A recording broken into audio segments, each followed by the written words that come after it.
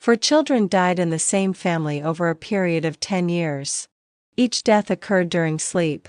Each was devastating. And at first, each was ruled natural.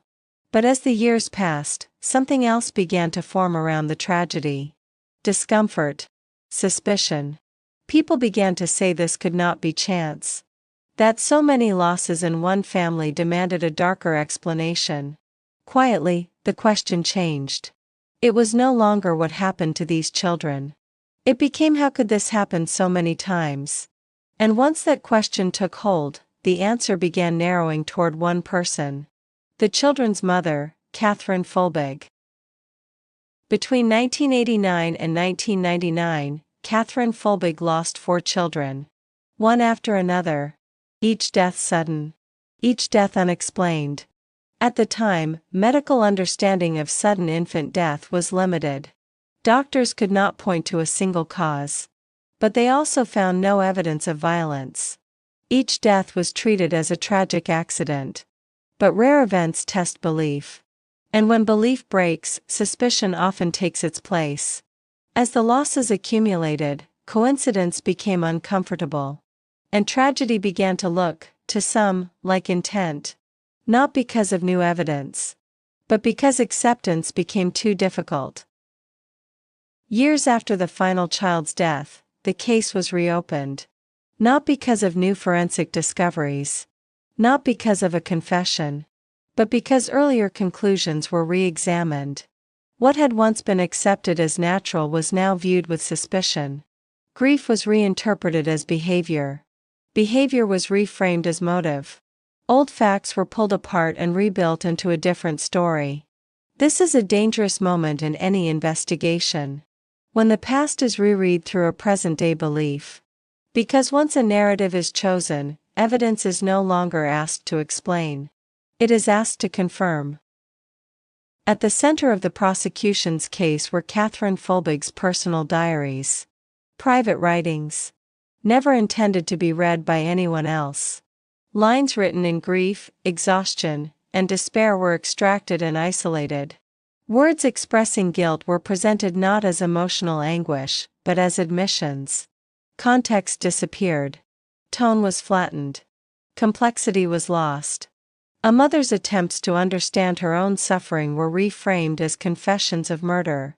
The diary stopped being a record of grief. And became evidence of intent.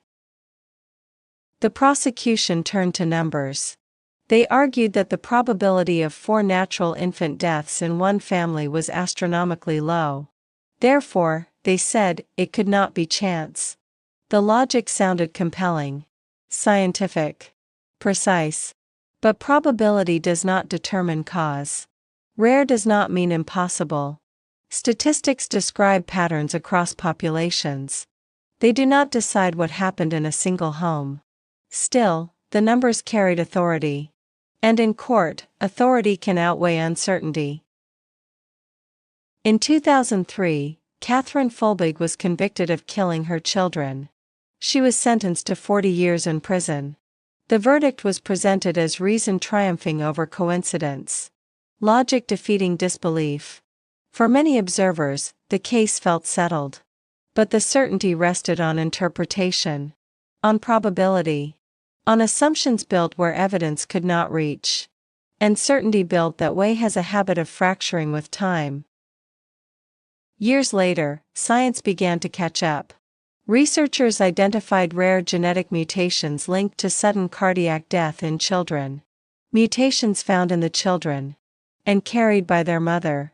Deaths once considered inexplicable now had a biological explanation. One unavailable at the time of trial. The science didn't rewrite the past. But it changed how the past could be understood. And it raised a question the verdict had never answered. What if the assumption had been wrong? More than 90 scientists signed statements expressing serious doubt about the conviction. They argued the statistical reasoning was flawed. That the medical conclusions no longer held. Slowly, the system began to respond. Not with urgency.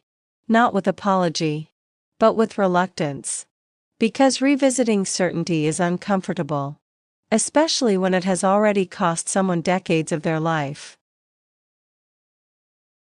In 2023, Kathryn Folbigg was pardoned and released after 20 years in prison. She was not freed because a jury reconsidered the case, but because the foundation beneath the conviction had finally collapsed. She walked out having lost decades to a theory, to probability mistaken for proof. Freedom came late, quietly, and it arrived without acknowledgement of what had been taken. Kathryn Folbigg was convicted not by evidence of violence, but by disbelief, by numbers used where understanding was incomplete, by certainty that science later dismantled. The case is now recognized as a miscarriage of justice. But recognition does not return lost years, or undo what certainty once destroyed. The verdict has changed. The doubt remains. Subscribe to the Doubt Archive for more cases where certainty failed and doubt remains.